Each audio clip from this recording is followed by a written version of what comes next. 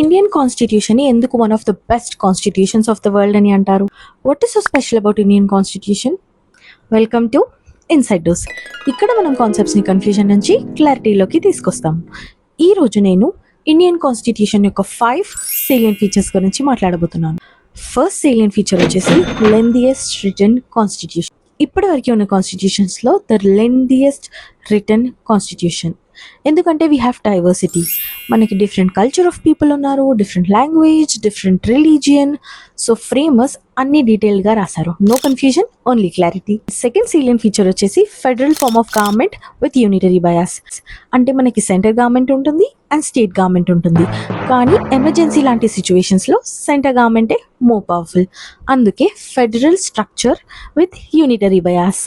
And third salient feature వచ్చేసి fundamental rights, heart of the constitution. Fundamental rights Indian సిటిజన్స్కి right to religion, right to freedom, right to equality లాంటి రైట్స్ని provide చేస్తుంది and సిటిజన్స్ని protect కూడా చేస్తుంది. Fourth salient feature వచ్చేసి parliamentary form of government. People ఎంపీస్ని ఎలక్ట్ చేస్తారు అండ్ ఎంపీస్ పిఎంని చూస్ చేసుకుంటారు. Prime minister is the executive head. Fifth salient feature వచ్చేసి ఇండిపెండెంట్ జ్యుడిషియరీ. అంటే సుప్రీంకోర్ట్ ఇండిపెండెంట్గా ఉంటుంది. ఒకవేళ గవర్నమెంట్ ఏదైనా డిసిషన్ తీసుకొని అది కరెక్ట్ కాకపోతే కోర్ట్ ఆ డిసిషన్ని క్యాన్సిల్ చేయొచ్చు. దీన్నే జ్యుడిషియల్ రివ్యూ అని కూడా అంటారు. సో ఇవి 5 salient features of Indian constitution.